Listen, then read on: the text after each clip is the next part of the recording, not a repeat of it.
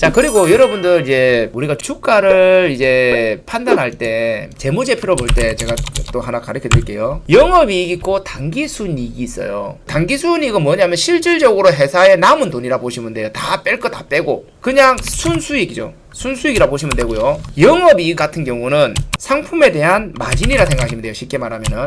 자, 그러면은 여러분들 우리가 투자를 할 때 물론 영업이익도 좋고 당기순이익도 좋으면 좋겠지만 제 개인적인 생각을 말씀드릴게요. 여러분들이 정말 투자를 해가지고 주가의 이득을 노리려면은 영업이익은 많은데 순이익이 마이너스. 자, 이런 경우 많이 보세요. 영업이익이 만약에 100억인데 이 마이너스야. 마이너스 10억 찍혔어. 당기순이익이. 영업이익이 많고 당기순이익이 작다는 것은 우리가 뭘 해볼 수 있냐면은 한마디로 말해서 상품을 팔면은 이유는 잘 나오는데 뭔가 부가적인 그러니까 한마디로 부수적인 비용이 많이 들어가는 거죠. 광고비라든지 뭐 이자라든지 뭐 시설 투자금이라든지 이렇게 많이 들어가는 거예요. 비용 처리가 많이 들어가는 거거든요. 그러면은 주가가 잘 가겠어요, 안 가겠어요? 주가가 저평가가 되는 경우가 많거든요. 만약에 뭐 영업이익도 마이너스 100억이고 당기순이익도 마이너스 100억이고 이러면 안 되죠. 근데 영업이익은 꾸준히 플러스가 나는데 당기순이익이 적자가 나오는 게 있어요. 영업이익에서 들어가는 이 부가 비용이 뭐냐를 봐야 돼요. 예를 들어서 봐봐. 우리가 쿠팡이잖아요. 쿠팡도 마찬가지일 겁니다. 본 건 아니지만은 영업이익은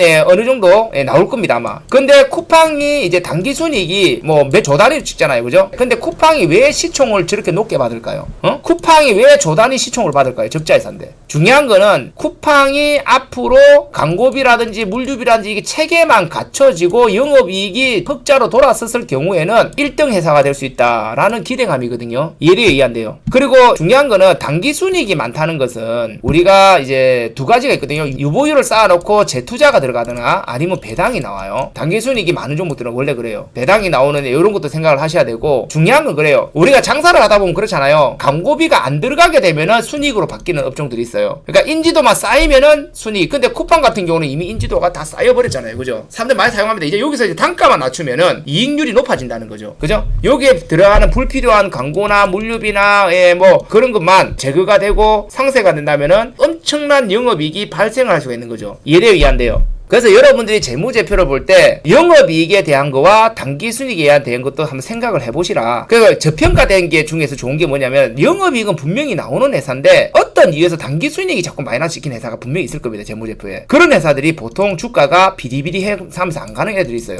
근데 여러분이 딱 봤을 때 이 당기순이익이 적자로 바뀌는 그 요인이 광고라든지 아니면 회사의 이미지를 키우기 위해서 들어가는 돈이라든지 단발성으로 들어가는 돈이라면은 이거는 잡으면은 곧 흑자로 돌아설 가능성이 높다는 거죠. 맞잖아요. 광고도 계속 안 합니다. 그죠? 광고나 무슨 판관비나 뭐 단기적으로 뭐 들어가는 시설비나 아니면 어디 단기적으로 들어가는 뭐 부채 상황이나 그죠? 그러니까 영업이익이라는 것은 한마디로 물건을 팔았을 때 재고가 안 남았을 때 이득을 보는 거예요. 마진이라 보시면 돼요. 예를 들어서 제가 토스트 가겠죠. 토스트를 하나 팔면은 토스트를 만드는데 얼마가 드는데 그거 하다 보니까 전단지도 뿌려야 되고 뭐 기계도 한 번씩 사야 되고 전기세도 내야 되고 월세도 내야 되고 막 이러면서 분명히 토스트를 해서 마진은 남는데 그 마진보다 더 많은 투자가 필요할 때 당기순이익이 마이너스로 바뀐단 말이에요. 근데 그게 당기순이익을 마이너스로 만드는 요인이 단발성이냐 한 1, 2년 만에 끝날 거냐 2, 3년 만에 끝날 거냐 아니면 고정적으로 계속 나가야 되는 그런 비용이냐 그런 거를 우리가 캐치를 해야 돼요. 오케이? 그래서 우리가 보통 보면 차트가 실적이 안 좋아서 밑으로 가다가 이 돌아서는 종목들이 있거든요. 3번짜리죠. 결국 또 3번짜리네. 돌아서는 종목들 중에서 딱 보면은 영업이익이 플러스인데 당기순이익이 마이너스 1억 2억 이렇게 조금 찍힌 애들이 있어요. 이런 애들은 이게 금방 당기순이 플러스로 찍히면은 날라갑니다.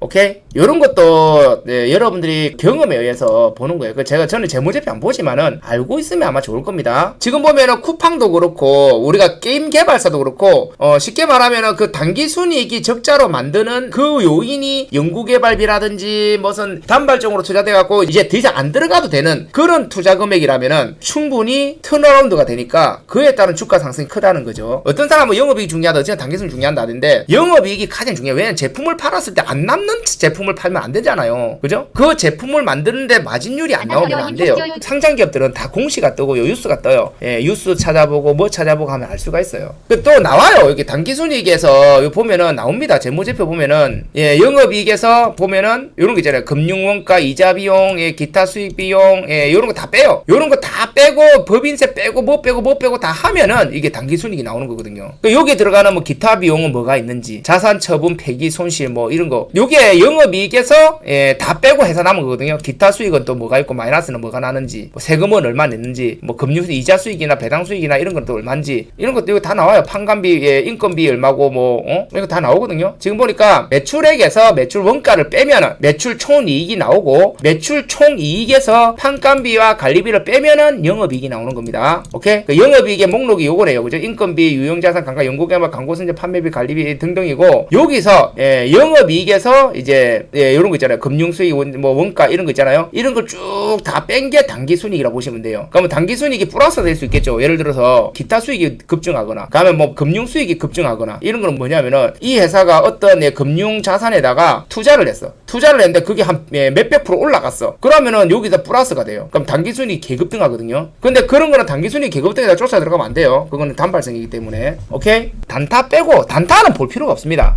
내가 만약에 중장기 종목을 차트로 발굴을 하잖아요. 중장기 종목을. 어차피 중장기니까 급하게 막 1초 만에 살 필요는 없잖아요. 그렇기 때문에 차트로 발굴해서 저런 것도 보고 이런 것도 보고 단기순이익 영역도 보면은 자신감도 생기고 확신도 들겠죠. 예를 들어 차트 좋아서 한데 4년 연속 적자 기업이야. 님 같으면 안 불안하겠어? 야, 차트 밥그릇 3번짜리인데 딱 보니까 4년 연속 적자 기업이고 내일 모레 관리 종목 될 것 같아. 유상증자 뜰 것 같아. 그러면 여러분들 불안하겠어요? 안 불안하겠어요? 응? 방금 시청하신 영상이 도움이 되셨다면 구독, 좋아요, 알람 버튼 눌러주시면 제게 힘이 됩니다.